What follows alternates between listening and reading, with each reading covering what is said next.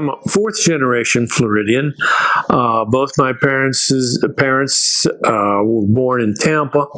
I was born in Jacksonville, Florida, at the Naval Air Station, because my father was based there during the Second World War, actually all the way up to 1948. I am, according to genetic DNA, 98 or 85% Iberian, so mostly Spanish. There's no colonials in my family. We are from Spain. Interesting. And so you grew up in Florida, and what was your hometown when you were growing up? Born in Jacksonville, grew up in Miami. And growing up in Miami, especially after the Second World War, there were fields of aircraft that were being transshipped down to Latin America. And my father was involved with that. And as a kid, at 10 or 11, we used to take our bicycles and ride out to the airport, and we would camp out in some of these aircraft, specifically PBYs that had bunk beds in them. So by the time I was 11, there wasn't a military airplane I couldn't get into. And actually, that went all the way through high school. We at one time thought about buying an armored car, because you can't imagine the stuff that went from Florida to Latin America. It was huge. I grew up with my cousins, so my closest cousin and I are more like siblings than cousins. And interesting, we also had an influence on each other's military. Oh, really? Yeah. So can you elaborate on that? Yeah, my cousin, he decided to join the Army, and then wanted me to come with him. And while we were in college, and I was dating a girl at the time, and I went, well, yeah, I don't know. I'm still hormonally active here in the States, so I think I'll pass on it for the time being. But I had actually been in the service before he was. When I was 17, my father decided it was time for me to join the Naval Reserve. So I started out in Miami in the Naval Reserve at 17. Very interesting. And you said your father, or you have more family that did serve as well? Yes, my father served in the Navy. My uncle was a CB. My cousin, the family has always been in the military. And oh, by the way, my grandfather came here as a prisoner of war from the Spanish-American War. He was a Spanish colonial soldier based out of Cuba, and was surrendered, taken to Fort Jefferson, then the port of Tampa. And he thought, wow, this is better than Spain. So he stayed, and I'm a little unsure of this, he either stayed or he came back, married my grandmother through the mail, and I don't know if you've ever heard of Garcia Vega cigars, but that's my family. The Vega side came in the 1840s, and so I had two relatives that fought for the Union, because they came over because of the Carlston's War in Spain. So they fled there and came here and got involved in our Civil War. So we've been in the military a while, and I'd like you also to know that 13,000 Spanish surnamed Americans fought in the Civil War. It was not an Anglo war. And the highest number of troops came from Florida and Texas. What was it like going to the schools there? Do you remember the school that you grew up going to and attending, and made any friends that, along the way that you might still have today? Or still do. I went all the way through, went to Miami High, and then actually went to the University of Miami. It was an interesting time to grow up, because we grew up, my generation, the baby boomers, with all the stories from the Second World War. So the glamour, the excitement, everybody wanted to be a soldier.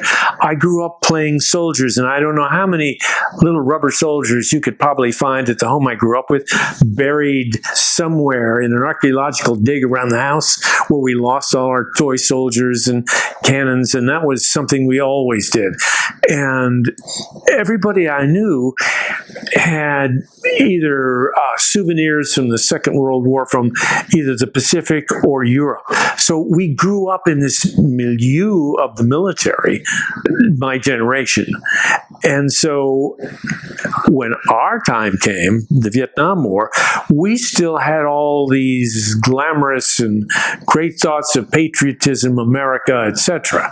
So that's how my generation went to war. Very much more motivated by our fathers who fought in the Great Patriotic War. Now, in the Vietnam era, I didn't go to a great patriotic war. I went to a political war. And now it's economic wars. So I don't see the patriotism anymore. I feel I'm more a tool of the state. I mean, from the Greeks to the Romans to everyone, we're tools of the state. And if they're not coming up the keys, it's a political war. It's an economic war, and we've had to readjust it. And the adjustment came with the Vietnam War, and we know the discord within our society that caused. But my generation, that's what we wanted to do because we wanted to emulate our fathers. You went to Miami, and you were already in the Naval Reserve at 17. So your father obviously was very pro-military and wanted you to serve. How did the rest of your family, the ones who weren't in the military, how did they perceive it? Again, the family, the families of that World War II generation, and so in a way, it was expected. Okay, that makes sense. And what about your friends that you've made through Miami? And maybe some of them didn't join the military, but what did they think about you going in? Because you said it was a hotbed at the time, and I only know from what I've seen through documentaries and other historical pieces. Well, we weren't the most political down here. I mean, I went to school in Miami, so it was sort of a laid-back sort of thing. But I never saw any negativity. Maybe it's just because of where we were from. I had friends that went off and joined the Coast Guard, others Seabees, and I was already in at 17. And then I met an Air Force recruiter, and he said, "Son, I'm going to give you an airplane with guns on it." And I said, "Well, where do I sign up?" Both my parents are pilots. I, unfortunately, and my cousins are all colorblind. So when I found out that I couldn't fly,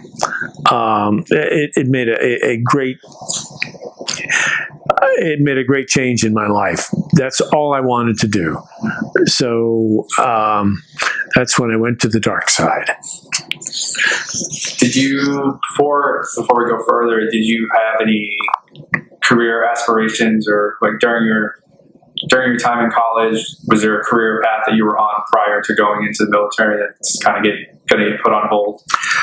My father was right of Attila the Hun, so I don't know whether through circumstances, and I don't want to go into it all, but I wound up with an undergraduate degree in Soviet studies. I fell in love with the whole Eastern European history, the history of Russia and the Byzantine Empire, and so that's what I wound up doing, and that really affected my military. I was in advanced AFROTC. They sent me to Biloxi, Mississippi. Well, this is an interesting sort of thing. Let me backtrack a bit. With the Naval Reserve, I was a corpsman. And probably of all the things I did in the military, being a corpsman was the most satisfying. I worked at the hospital that I was born in, where my father worked at. I did a cruise on a destroyer, and I really enjoyed it. Then I got into the Air Force. I trained with Vietnamese and Turkish pilots in Biloxi, and it was very difficult for me. I mean, we would go to class singing "Off We Go Into the Wild Blue Yonder," and I knew it wasn't going to be me, and I didn't want to have a desk job. So I was so disillusioned. I believe the term at the time was tuned in, turned on, and dropped out. So I wound up now, I have 2 honorable discharges, one from the Navy to get into the Air Force. So now I was able to get an honorable discharge from the Air Force. I was, I think, 22 at the time, still in college.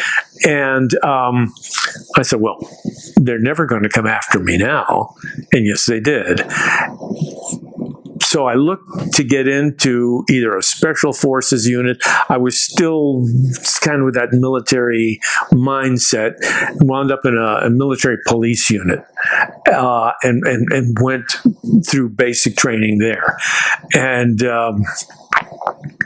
that was, and instead of going to AIT, Advanced Infantry Training, which would have been military, I wound up teaching all of the communist courses. I taught village pacification. I was never the tip of the spear, and that was okay by me. But I trained other soldiers in that particular thing. I remember the first day they took us into, and we went to these classes on communism, and this sergeant, so we marched in our first day at MP school, and he says, today we're going to study the communism, roll the film, and we watched what I thought were cartoons. Every communist had a scar, furtive looking, would never look at you, and I said, no, this is ridiculous. So I went to the commandant of the school and I said, look, I've got 2 years of Soviet history, and I think I can do this and do it better. And he said, son, here's a coffee cup and a stick. You're working for me. And that's how I never went to school, to MP school.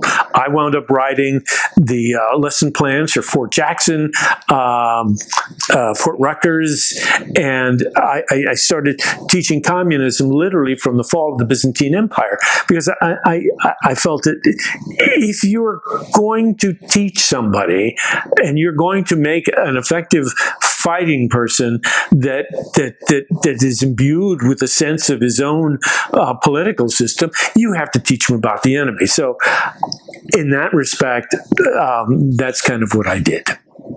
Walk me through the process of selecting the Naval Reserve as that initial branch that you're going to join. What was the year and what influenced your decision? 1964. My father influenced my position. And of course, growing up in Miami, we were around boats my whole life. So to me, it was a natural to go into the Navy. I remember going to Great Lakes Training Center, and you're in a bus with 30, 40 other guys, and you're just getting to know them. You're there for a day or so, and all of a sudden you lose your hair, and you don't recognize anybody. We all become this one persona. And I remember our gunny marching us to what he called the Marine Hotel, which was the brig, which is run by Marines, not sailors. And he told us, the one thing you never want to do is go to the Marine Hotel. He scared us silly. And that's why we're good-mannered and we did things by the book. But the Navy was, it wasn't difficult. It was learning a naval trade, a sea trade. I've always felt great that I didn't command a destroyer, but I helmed a destroyer. I mean, a huge naval ship. You know, me, a 17, 18-year-old kid. And I remember the first time we went out for gunnery practice, and I saw the old man sticking cotton in his ears. And I went, oh, what a whip. And when those 5-inch guns went off, it vibrated every cell in my body. So, you always take it from the older people. They know what they're doing. So it was, it was great through that, and taking all the tests, and I qualified for medical, and I thought, wow, this would be great.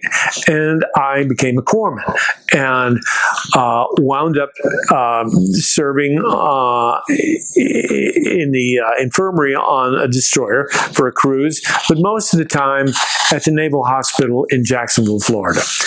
And I will never forget this as long as I live. Probably one of the things I would rather talk about that wasn't gross, because medical tends to be that way. I was taking some papers over to the OBGYN hut. Now this was a hospital built in World War II, long Quonset huts. And I walk in, and the fleet was in, and my memory of it is there was pregnant women on both sides of the aisle sitting down that just went till you couldn't see them anymore. I'd never seen so many pregnant women in my whole life, but it was a scene of a surrealistic movie. I worked also in part of my time in the mental ward, working with narcoleptic sailors. Amazing. You're talking to somebody and they fall asleep. Right in front of you. In mid-sentence, they will drop. I learned so much about being human, and that was great for an 18-year-old. And now that was my naval training and what I remember most. Except one time I had to pick up a guy, taking him from radiology up to the mental ward, because the mental ward was lockable, and they were locking him up, and he had 2 arms broken, 1 leg out like this, and in a wheelchair. And I said, "Dude, what happened to you? Must have been an auto accident." He said, "No, I just came in from a med cruise and just drank a little bit too much and decided to steal a bicycle at the base post office and rode through the front gates. And the Marine said, 'Halt.' And I said, 'Up yours, buddy.' And he said, the next thing I knew, they beat me to a pulp." So those were the days when the military was a little less sophisticated and much more, there was a fear factor in everything you did. And that's why you became a good Marine, a good sailor, a good soldier. You learned discipline, and they taught you discipline. Do you have any instructors you remember? And obviously, it's quite a while ago. Yes. But you remember them? I remember like it was yesterday. Who are they? And what? Sergeant Major English. This was in the Army. I was a platoon leader at the time, and it was a weekend where nobody was there on base. I stayed on base because I wasn't going to go all the way home for that. And I'm lying in my bunk, and I hear boom, boom, boom, boom, boom, boom, boom, boom, boom, boom, boom. This is on the second floor. And I said, "What is going on down there?" And one of the guys came down. He said, "Valdes, we caught a thief." So I jumped out of my bunk, ran upstairs, and here was a guy in what they called a blanket party. They caught somebody from another company who had come over and was rifling through some of the personal effects. So they had a blanket over him and was just pounding him to death. And then they threw him in the shower, and really weren't going to kill him, but made him so he would never come back. So that was over the weekend. And Monday, we had our company formation, and here was this guy down the company row, 2 black eyes, swollen up, and Sergeant Major English. This man was so, what they call strack. He had built-in creases in his body. His uniforms were perfect. And I mean, this was the man you'd want for your father. He was a god. And I'll never forget this. And that morning, if we went through all the details, he said, "Gentlemen, this weekend, I understand that somebody had an accident. They fell down the stairs. So I don't want anybody ever to fall down the stairs again. I dislike it when things like that happen in my camp." And that was the last that was ever said about it. And if you'd seen the movie Full Metal Jacket, they had a guy that went psycho. This kid went psycho. And I was acting as my company sergeant's backup, always watching his back, because we were afraid that this guy would go over the hill. And as it was, I don't think he wound up going to finishing basic. But I do remember Sergeant Major English. That was just one thing. But to see the man walk, he had creases in his walk. Unbelievable. He was the soldier. Yeah. I don't care whether it's Great Lakes or Fort Jackson or Keesler Air Force Base. That first day is always the same. You're just starting to meet the people around you. You've never met them before. You're going in and they take you off and then they strip you of your hair. Then they strip you of your clothes, and we're all wearing the same things. And we're being yelled at constantly, and you don't know which way to turn. And you're lining up, and it's something so different than what you're used to civilian life. You don't think, you just do. And they will train you to do. Don't think, do. And after a few weeks of that, you do. And also, I remember coming home. Again, this was, and you're skinny, you've lost all this weight, and the military gave you these big, bulky, baggy underwear, and you looked ridiculous. You looked like a scarecrow with these huge bloomers, and but the people that you went through basic training with, you never forgot them. It's the first time, I think, as you matured as a male, that you really bonded. We suffered. And if one guy screwed up, everybody suffered. And it built a spirit decor, or whatever they call it. It's the military. You look back, and it's kind of like after you retire, you think, "Gee, I'd like to go back to work again." Oh no, I forgot about the stress. It's the same thing with the military. You think only of the good times. I don't know how your mind wipes out the bad, but it's a bond. It's a male bond. Well, now it's male and female bonding that you can get nowhere else. Right. Did you find it initially challenging to adapt to the militarization?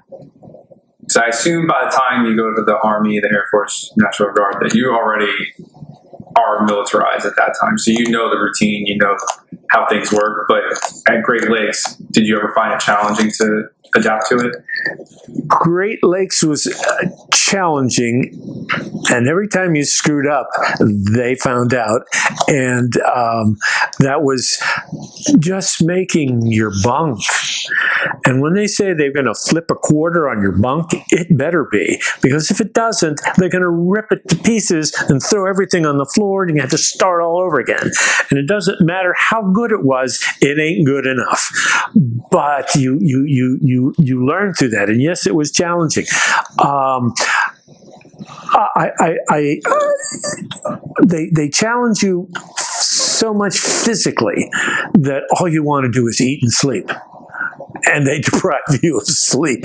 I mean, I can still remember at dark 30, maybe it was 5:30 in the morning, our gunny would come up and he would have a garbage can and start banging on the sides of it, and you were up and you couldn't think. It didn't pay to think.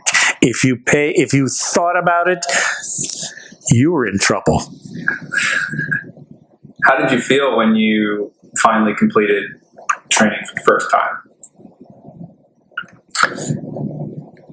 When you complete basic training, and I remember specifically wearing blues, the navy blues, and of course you got 13 buttons on the front that you have to unbutton each time you want to use the facilities. But it didn't matter. You didn't want to use a zipper. You wanted that tradition and the uniform. You felt so proud to be in it because you were still alive. And it's interestingly enough, from the Navy and then going into the Army. In the Army, I was at the time that the military was changing from physically abusing, and I don't mean physically abusing in a bad way, but there was physical abuse in basic training. And then they were pitting the groups that you got knocked around, kicked around, pushed around, and you were going up again against the group that was, okay, guys, let's do it all together, and we'll have a great time, and we'll get through this thing. Actually, they actually outperformed us from the old style of military training. So it's changed quite a bit, and probably for the better. I would assume so. Did during your naval career, did you make any friends while you were serving, and who were they? Who stood out the most during your naval time? And do you still keep in touch with those individuals, or had for a long time or not? Richard Wall and I became really good friends. We took a cruise on the USS Hunt, and we went to New York City. And I remember when the ship pulled into the Brooklyn Naval Yard, the captain got out there and he says, okay, boys, first thing I want you to do is you want to get you out of Hell's Kitchen. I don't want to see anybody in this area. This is really a bad area. Go someplace else. So Richard took me to the New York City Yacht Club because he was a sailor in Miami, and we went and saw the America's Cup. And we've been in touch, up till a year ago, 2 years ago, and I haven't been able to get him. But yeah, you form relationships that last a lifetime. Wow, that's amazing, though. It's a very long friendship, even if it's on and off. Talking still. It's crazy how long you can remain in touch with people and experience some unique stuff together. And Richard and I were going to get tattoos. I wanted an anchor. I wanted that on my forehand, but we drank too much and we were running late and we didn't get it. Thank you, Jesus. I'm so glad I didn't get that tattoo on my arm, on my hand. But that's what you wanted to do then. Yeah. Do you recall any other particularly humorous or unusual events that you're allowed to share during the naval time? So this would be like when you're working either in Jacksonville or in New York. Yes, there was one that was extremely humorous on the ship, and I wish I could tell you about it, but I can't.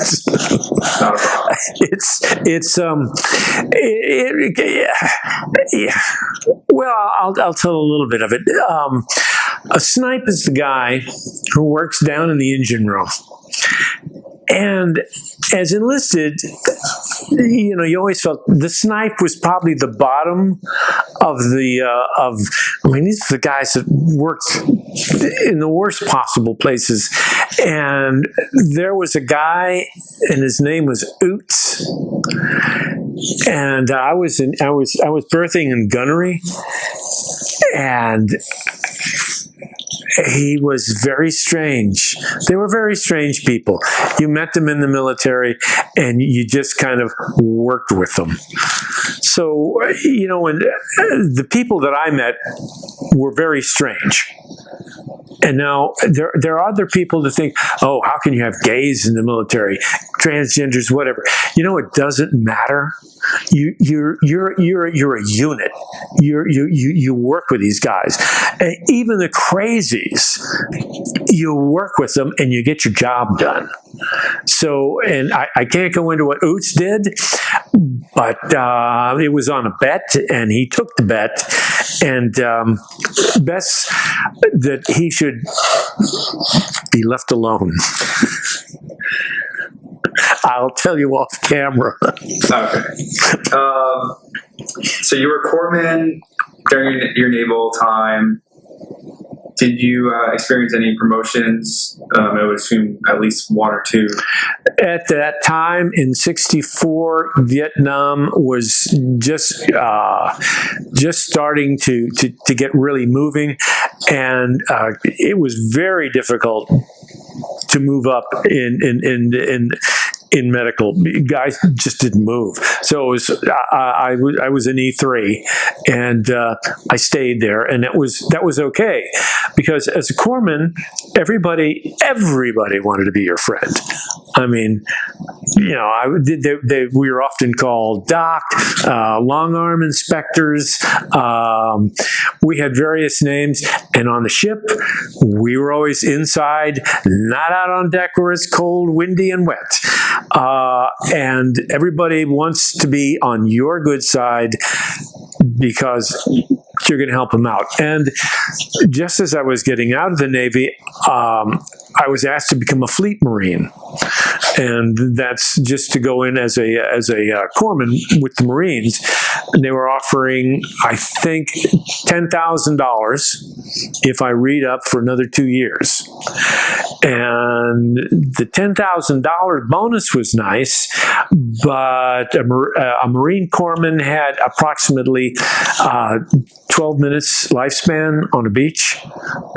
So I thought, well, maybe not yet. I like the hospital ward. So I didn't take advantage of becoming a Marine, though I have the greatest respect for fleet Marines. So when did your naval career end? Do you remember the date or the approximate?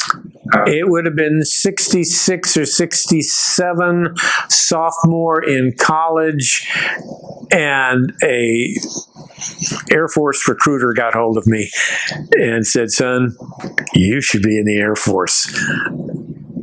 So that's when I left.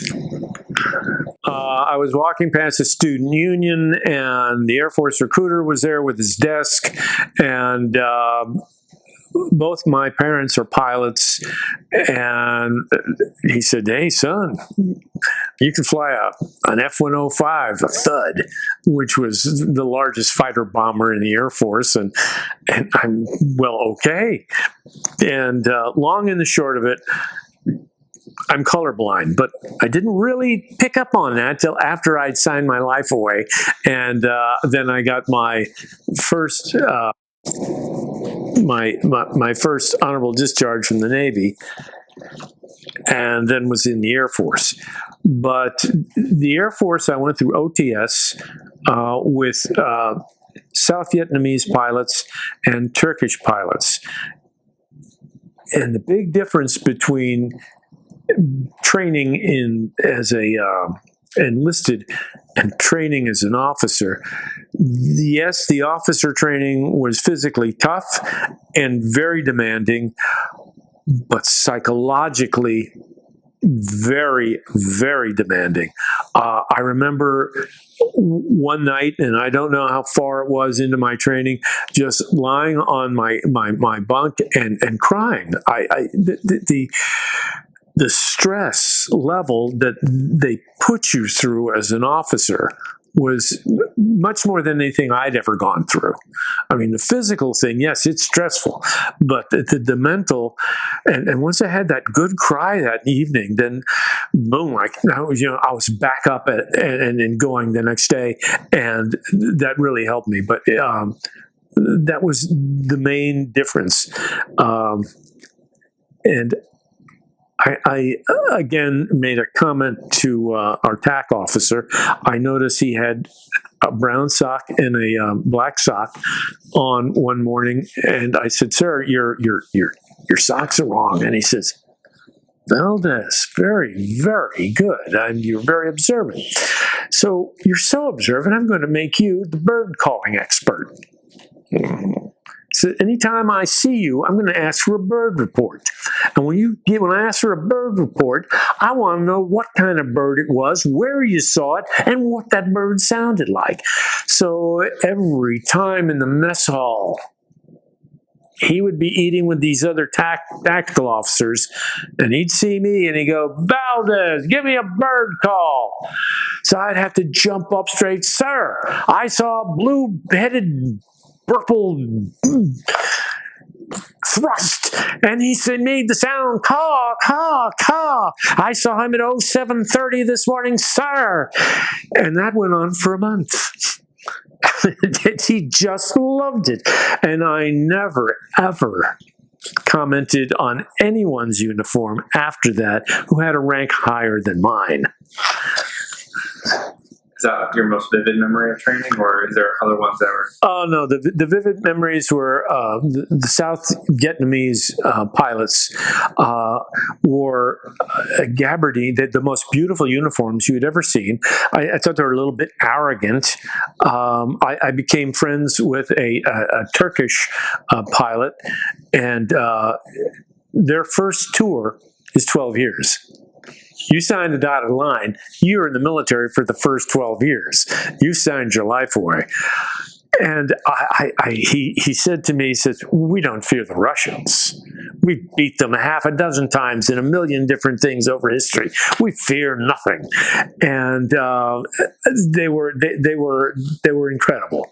And getting to be with other air forces, but having to march down the line every morning underneath the wings of the aircraft, singing "Off We Go Into the Wild Blue Yonder," and not knowing that it wasn't going to be me was difficult. I didn't want a desk job. I wanted to be in a combat arm, and that's I remember that vividly. Correct. I wound up getting a pilot's license, but only it was with restrictions. I couldn't fly at night, couldn't take gun signals, so all I wanted to be was a commercial pilot, and that career wasn't going to be mine anymore. So. It was a turning point in my life. I couldn't be what I'd always wanted to be. I couldn't be in the combat arm, and I didn't want to be an Air Force employee working a desk. And that's when I guess I got tuned in, turned on, and turned off, and started to become much more anti-war, much more politically involved. And that's when I resigned my commission, because I could resign that commission up to the date of commissioning. So that's how I left the Air Force. I didn't want to have anything to do with the military after that. So it was a short-lived time during your service then? Yeah, it was a year of advanced Air Force ROTC, and then a 9-week training in Biloxi, Mississippi. So how were your feelings when you resigned? Was it a sense of relief? I'm going to go back to being a civilian and just kind of do my normal thing for a little bit? It wasn't a relief. It was sort of a bittersweet. I mean, when your whole life you've been militarized in a good way in our generation, and then to find out you couldn't fight and Vietnam was really starting to boil up, and you couldn't do what you wanted to do. And I had a girlfriend, and I could that assuaded a lot of the problems. And my cousin wanted me to come join him in the Army as an officer, because he was going to officer candidate school, and I just said, no, I don't think so. But I didn't have any, if that's what he wanted to do, fine. If you got called up, fine. It's what you had to do. I think most of us, the vast majority of people, whether you were anti-war or you didn't care, it was just like, I don't like people saying thank you for your service. It wasn't service. It's an obligation to my country. And, if you want to do it, that's fine. But I also have the right not to do it, because we're fighting a political war, and I don't believe in the aims of it. So what did you do after you resigned your commission? Like, what did you have a plan and career, or before we go into the Army? Like, just to go back to school and working on a degree and get that degree. I didn't have it much. Didn't know where I was going particularly, but I knew that was the goal that I needed to get next. Did you return back to Miami? Yes. So we have a little break of time between your military services, and then something changes, and you're going back in. I got a draft notice. Oh, there we go. I said, how could this be? I have 2 honorable discharges. How could this be? A bureaucracy could find me after this? And so I actually said, well, what the hell? I'll see if I can get a special forces unit, some kind of combat arms. And it was very difficult to get into the reserves, because everybody who didn't want to go to Vietnam was in the reserves. So luckily, I found a military police unit, and I got in. I got into that. What was training like for the Army? Yeah, we talked about it a little bit earlier. You said most of it's the same. Different insofar as the difference between me at 18 and 22. I now had college behind me. I had a bit more worldliness, if you would. What year is this? This is 68, okay. 67. And when I went into basic, I knew what was coming, so I was prepared for it, and it was Vietnam was really going. We had very few NCOs, so they were ruling through. They were running Fort Jackson and every other fort with a minimal amount of people and a great amount of intimidation. That's the only way they could control these large groups. But I was a college guy. I kind of had some smarts. So, well, it's an easy way. You either go through with nobody knowing who you are, or you go through with everybody knowing who you are. So I chose to go that way, and it was pretty much of a snap. Nice. But it was somewhat scary. Because everybody knew when you finish training, we're all going to Vietnam. Yeah. So you always had that in the back of your mind as you went through training. Was there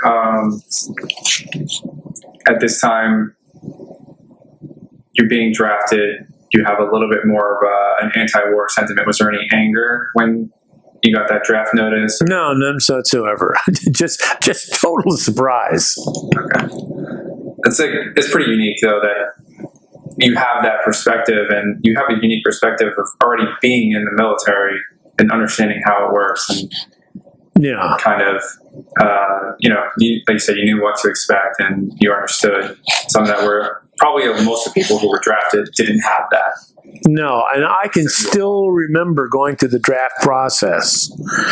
You went into this huge room and benches of everybody, and there's just 1,000 guys all standing there with paper, and you're standing there in your underwear, waiting to be called. And it was like a cattle processing, and getting shots and people looking down, turn your head and cough. It was unique, and if I was king, I would reinstate the draft. Don't have to go particularly military, but you need public service for 2 years. When you're completing training, you're going to the military police unit. Is there any special training after that? I assume they separate those who are going to be infantrymen and everything else. The infantry guys go off to infantry school. I went to MPs. I don't know. Your MOS was made at that time.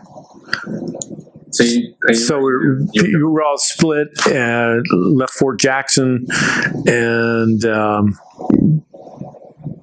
went to another fort, Fort Benning. MP school was it was essentially infantry. I mean, I wear the blue cord of the infantry, but I'm a military policeman. And what would be your first assignment once you are completed with training? Your first assignment, I came back to my unit, my home unit, and we were camp post station. We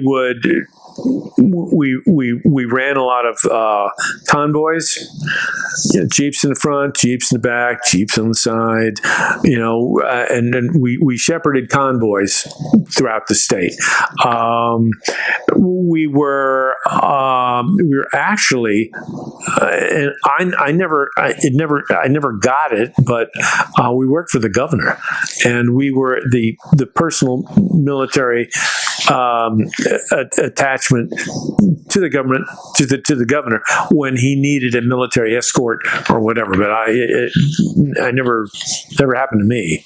Did you have any unique equipment or anything being in military police that you got to use that some other people probably never got to use and stands out or something like? I had a 75-pound flamethrower full of CS gas. I have been gassed so many times. We would use CS gas, CB gas, CN gas, and when you're cleaning out the equipment, and everything. I just.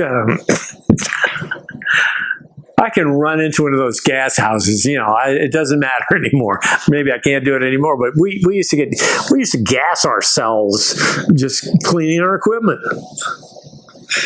Okay. Much different standards today, I would assume. I would hope. I would hope. So, was most of your career, or was all the career in the United States? Yes. Okay. So. Walk me through the bases again, or the agencies that you were serving at. So you were, after the assignment, you were at what base? Okay, in the Navy, I was at NAS Jax. I was on the destroyer USS Hunt. In the Army, I was at Fort Jackson, Fort Rutgers, Benning, and then that was the National Guard time and Army time. And then when I finished out my career, because I graduated from University of Miami in 1970 and moved to New Jersey for my first job. And that's where I joined the 335th Surgical Evac Unit.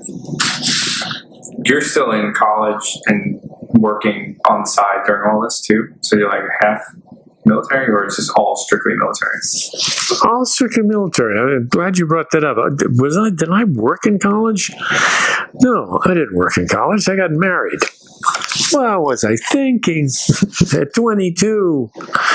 But she graduated ahead of me, and so she was a social worker. And actually, my ex-wife, who I'm still in touch with all the time, went on to be a national figure in PSTD. Worked for the VA her whole life. So she's and still does it, private practice. She took my daughter, and they went to Vietnam, went to play coup. They went to, you name the battlefield. My wife ran through it because she wanted to get the real feel. So when she's talking to somebody with PSTD, that she could relate at least on some level. And she found, while she was there, she was in touch with North Vietnamese vets, and the PSTD was absolutely the same. There was no difference. Not a lot of understanding of that at that time either. No, she basically grew up. She wrote a number of papers and was published. And Did we mention your friendship with a gentleman from your naval career? Is there anybody from your Army career that you stayed in touch with or became friendly with? actually, nobody right offhand except my cousin. Who was the officer? Yeah. He came to visit me while I was in basic training. Now, my cousin Larry is a very quiet, conservative guy. Very quiet, very conservative. Never raises his voice. And he was a splendid officer. So he picks me up. He just goes on base and he asks for me. And man, I had a sergeant come trotting out, grab me, and off I went with Lieutenant Koenig. And we're driving across base. He slams on the wheels, the brakes of the car, and jumps out. And there was some soldier diddy-bopping down the street. He didn't have his jacket coat. And I said, "That's my cousin?" And dressed him up and down for it seemed like 5 minutes. And that was interestingly, he never opened up to me. He broke down just one time, and this was probably in the last 5 years. He couldn't, a lot of things he couldn't say and bring out, and it just, it all came out at once. And we've been close, and he wrote me, I wrote him, and we stayed in touch throughout his tour. And it's another story completely, but yeah, that's probably the one person that I was affiliated with most. Okay. What time frame is this again for your Army career? So 67 to 1970. Okay. And then you're done. Yeah, that took 8 years. And I almost went back into the reserves again. My cousin said, "Come on, let's get in the reserves. You don't have to sign a contract. You can get out anytime you want." So I said, "Great. I'm going to look for either a medical unit I want to fly, or something with Army aviation." I couldn't find anything, and I wasn't going to be into. If I was going to be in the reserves, I was going to be in a unit I wanted to be in, and I couldn't find what I wanted. That's always been a big regret. I should have stayed in. I probably could have gotten out as either a master sergeant or an officer had I chose to go to officer training school, and it would have been a nice thing to have in retirement. To me, one of the best things that I remember from the military in general, from the Navy and the Air Force and the Army, was polishing my boots. It's the one time that you had free time that you could talk to your buddy. to your buddies. We'd all be together, and we're all polishing our shoes, and that was a military ritual. You're polishing your shoes, you're polishing your buckles. I always look at that as a really nice, they're great memories where we just had this little bit of social time before lights out, and that's a good memory for me. What would you say your best part of your service experience is? The best part was the camaraderie that you got with the people that you were in there. You were all in there for the same thing, and it was that sense of unity. What would be your proudest moment of your career? Whether it's the Navy, your brief time in the Air Force or the Army? The proudest moment,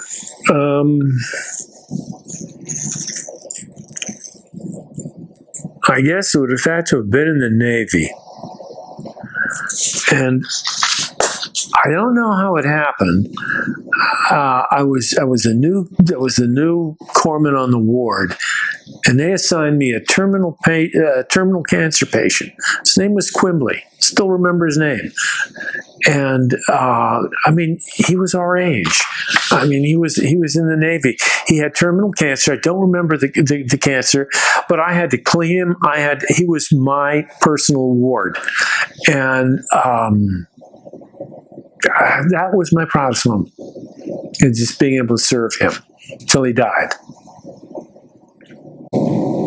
As I was saying, it was a pretty bleak time, and there were people that literally couldn't march. They didn't know how to put one foot in front of the other, and so one night while I was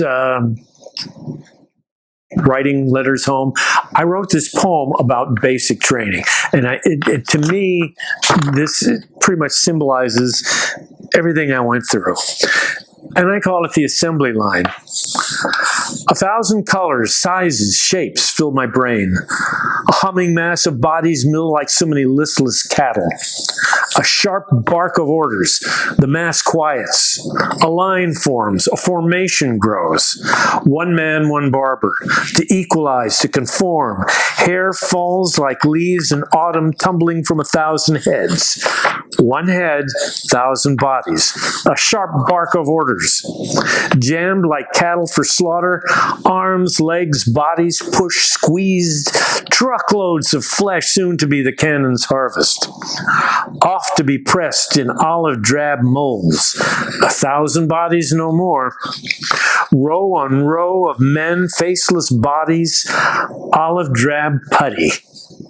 From 100 barrack windows, blank windows stare in mute silence to their role in the game. One body, one building, one mind. A rational being no longer.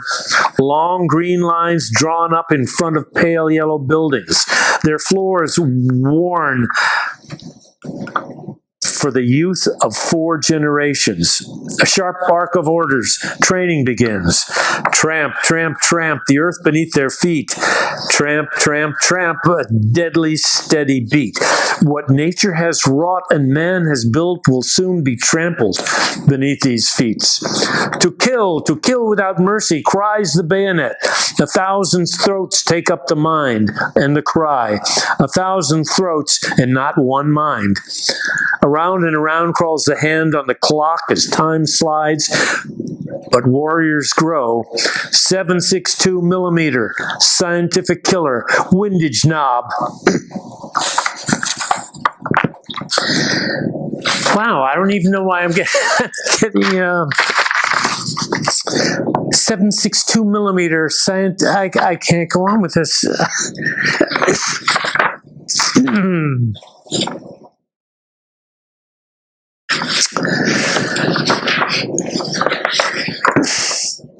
And I never had to go into combat.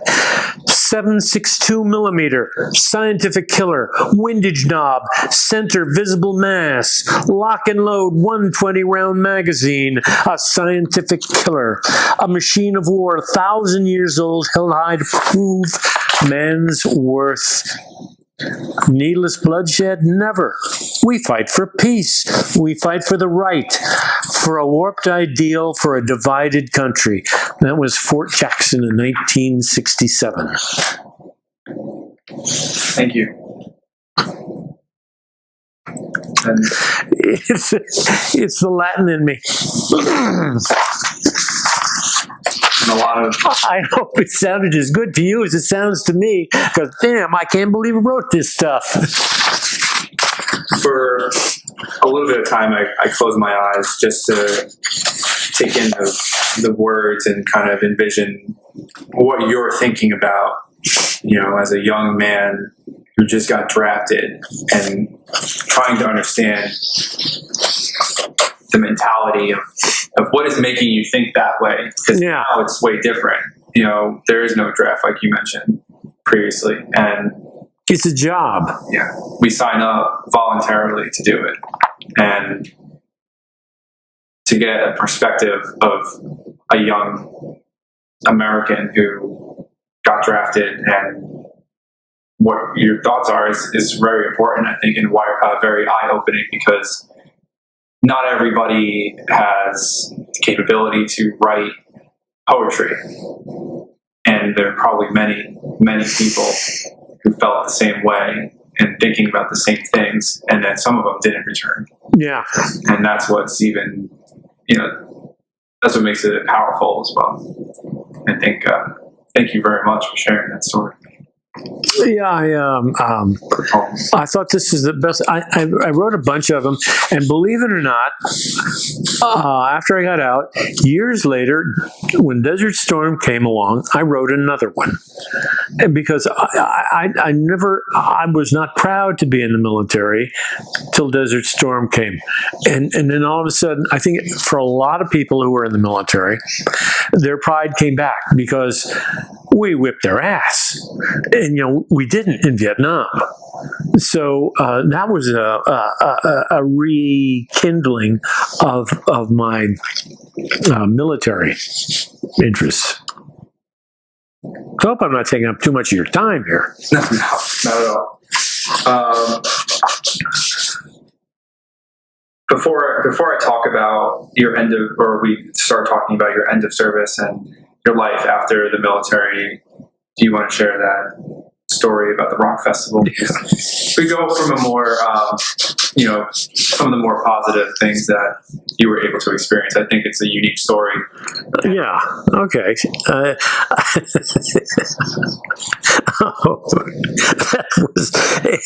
When I think back on it, I wanted to make a movie of this thing. It could have rivaled any military comedy that's ever been made, but it was my brother-in-law, who he and I are still extremely close. He came running up to me and said, Steve, I got 2 tickets to see the Rolling Stones in West Palm Beach. You want to go? And I said, yeah. And about 20 minutes later, I get a phone call.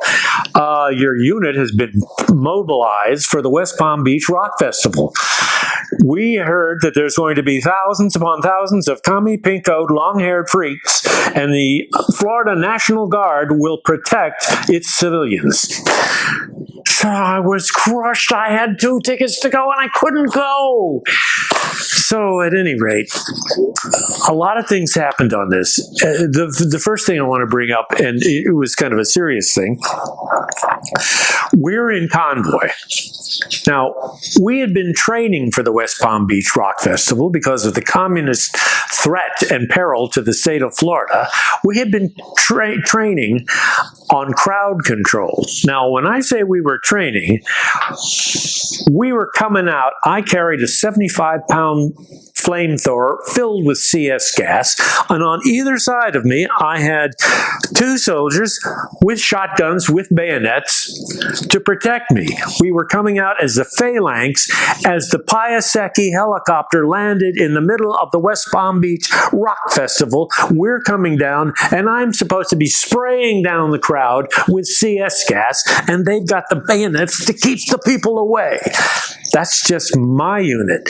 We had special forces units operating in the field where nobody could even see them, with radios making contact to make sure that, I don't know, the alligators weren't going to get involved. We had air cover from the Air National Guard flying Hueys, flying Piaseckis. I'm talking the big twin rotor suckers. That's what we were training for, to land in the middle of a rock festival. Now, I was very, very annoyed that I had to put up with this, and I could be there, and be damned if I was going to spray down my brothers that were there. I'd go through the action, but I was not going to pull the trigger on my CS gas. So, at any rate, we spent 3 days there, and literally had enough that we could have taken the island of Cuba back if we had wanted to. So I let it go and forgot about it. And about a year later, a friend of mine, I was at a party, and I met a guy, and I was somehow talking, and he goes, "Oh, I'm a reporter for the Miami Herald." And I said, "Oh, I got a story for you." And so I went through the whole craziness of that rock festival, which I wear the badge proudly on my uniform. I have my state service ribbon. And he said, and I said, "Look, I will tell you all about the National Guard and the craziness. Like, at one time during a summer event, the aggressor troops found out that they had live ammo on their M70 grenade launchers, and should have been fake, but it wasn't. Things like that, and little crazy things. And I said, but for whatever you do, don't use my name." So I said, "Oh, don't worry about it. Don't worry about it." Another few weeks go by, and it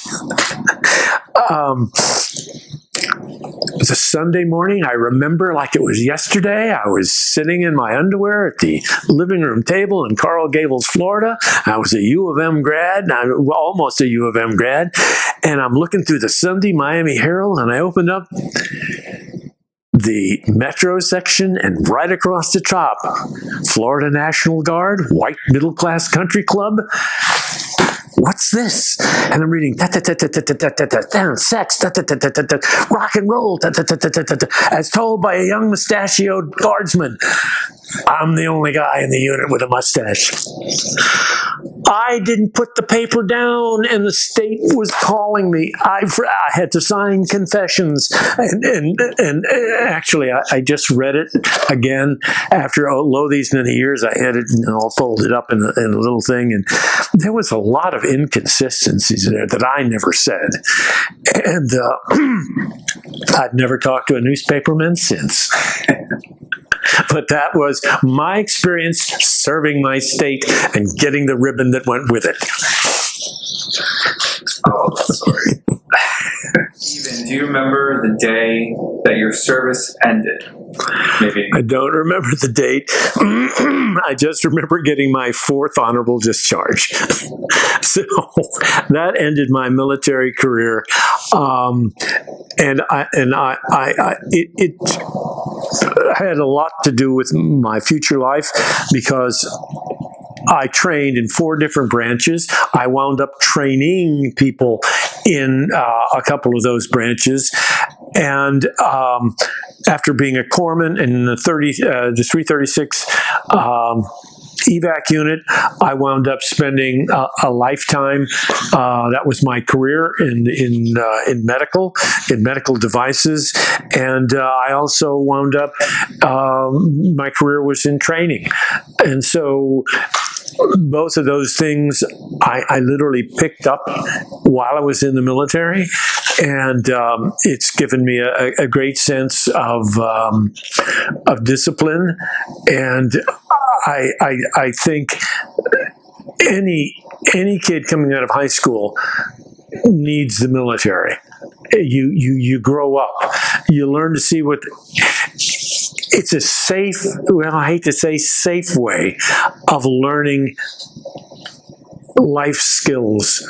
It's a great way to come to who are you? Because you don't know when you're 17 or 18. This will give you the opportunity. So I hold the military in great stead. My greatest regret was that I didn't make the reserves a lifelong commitment. I transferred from the Florida National Guard to the Army Reserves, to the 335th, the Surgical Vac Unit, and that's how I finished out my 8 years in the service.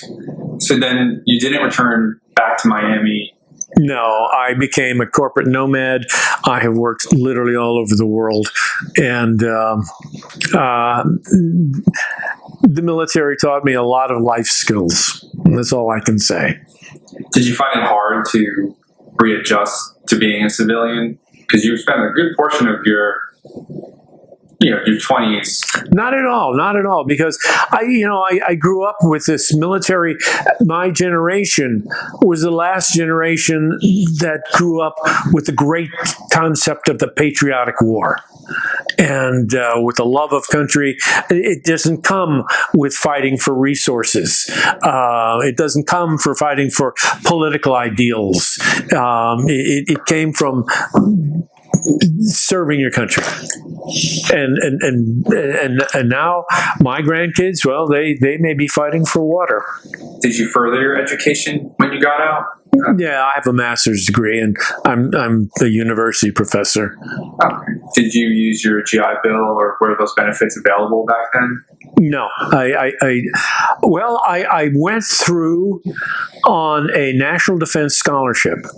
I don't remember.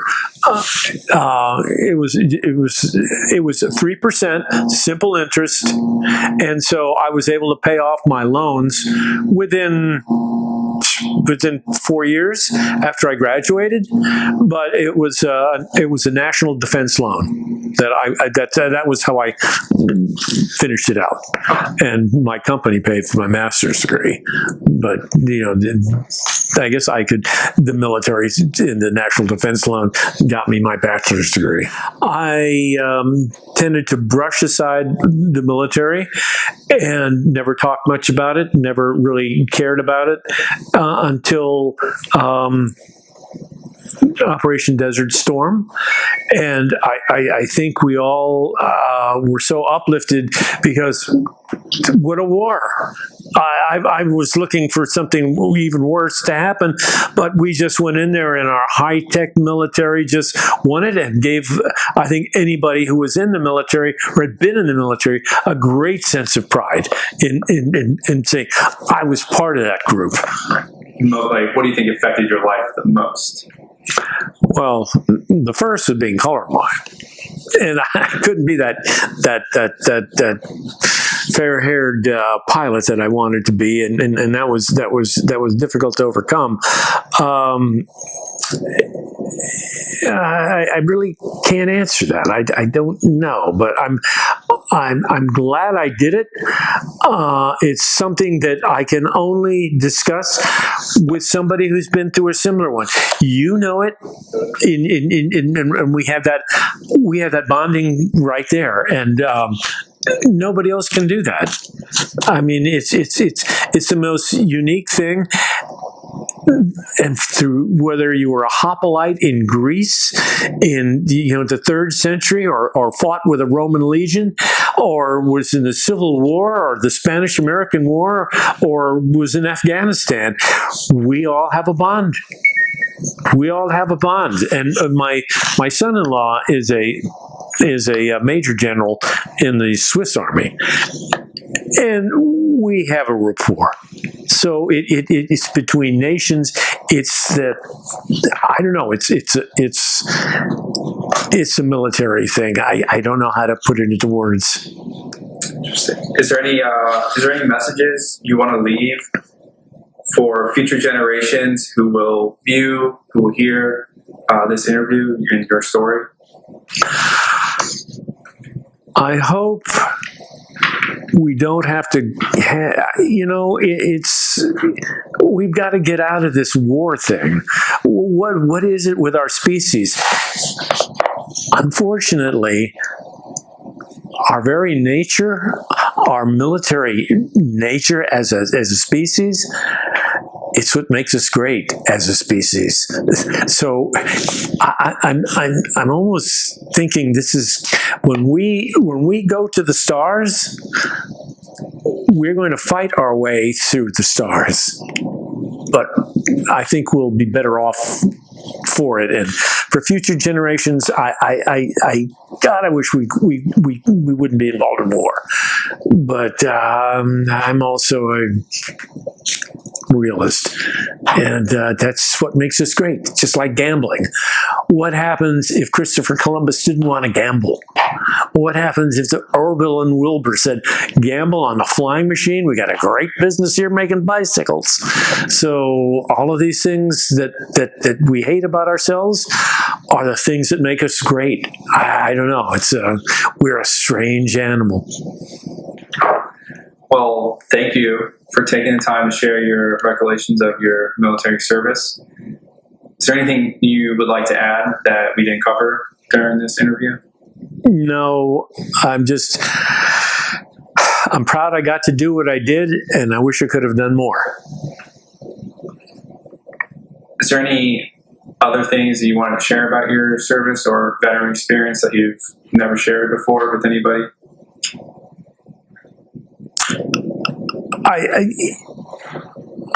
I'm sorry I never went to combat. I think every male, there's a certain thing. You want to prove yourself. I want to open myself up and say, what am I made of? I'm sorry I didn't get to do it, but don't ask me to volunteer because I won't.